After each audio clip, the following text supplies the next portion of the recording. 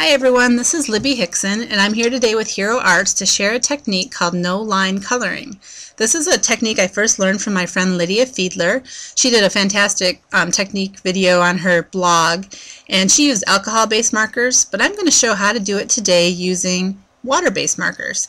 And it gives your stamps a completely different look, which I think is wonderful. I'm using Big Eyes, which is an owl stamp from Hero Arts that's covered with newsprint. And I love these newsprint stamps. They're fun and wonderful, but it's so great to get a different look with your stamps. And so I just stamped him out on computer paper and taped him to a little light box. This is just a very cheapo standard light box, nothing fancy at all. You can use any kind of light box you might have. Hopefully you have one. And if you don't, you could try a window. Might be a little more awkward with your supplies, but it would definitely be worth a try. And I'm just going to put another piece of white cardstock over my image.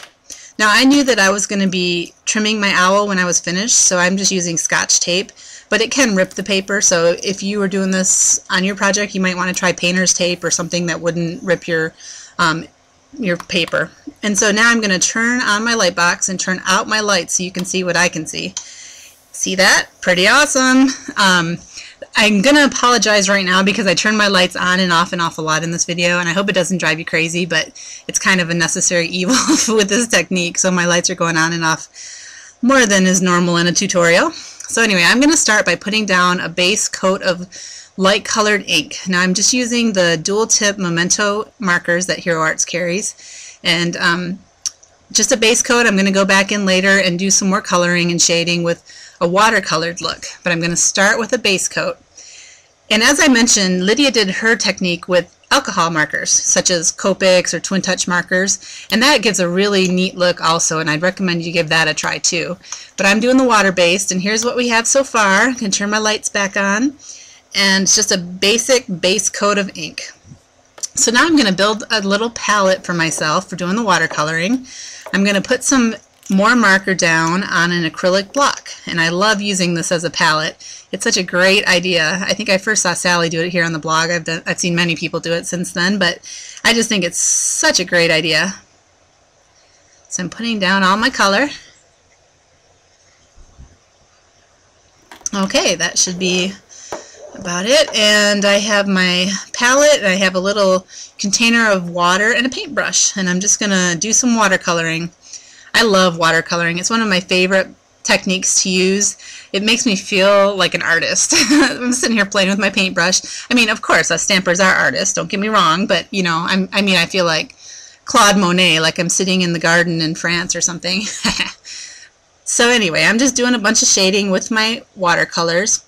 Another tip I want to give you, if I were doing this just on my own, not in a video, I probably would have used watercolor paper instead of cardstock. Cardstock can get a little pilled and weird when you use too much water on it. And the watercolor paper does show up on the light box, but it didn't show up as well on the video as I liked. You know, I wanted you to be able to see what I was doing, so I chose to use the cardstock this time, and it turned out okay, but watercolor paper would just be a little bit better. So I'm just adding more shading. I just can't stop when I start watercoloring because it's so much fun. Adding in more purple. I love purple. Purple is one of those colors that people either love or they hate. I don't know what it is about purple, but some people hate it. Some crazy people, like Lisa Spangler, I'm talking to you.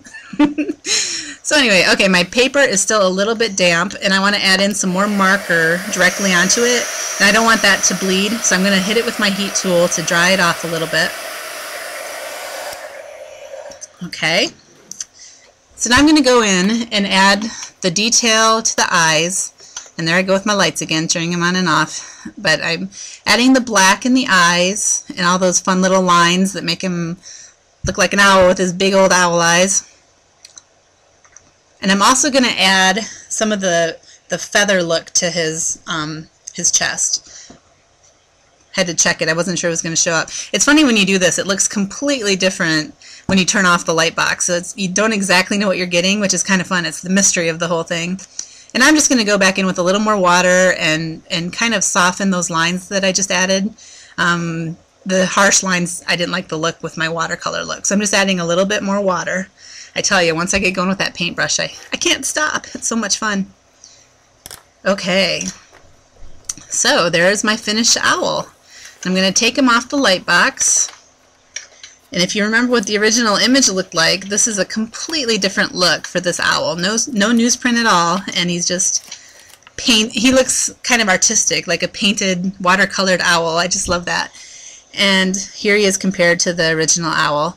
Now think about your stash of stamps. There's other kinds of stamps you could do this technique with. A regular outline image, you could just do it and end up with no outline, and it's really cool. And think about maybe your watercolor flowers and stuff. It'd be a fun way to do that as well.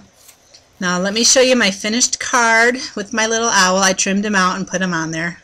So I hope you like this idea, and I hope you'll give it a try. Thanks!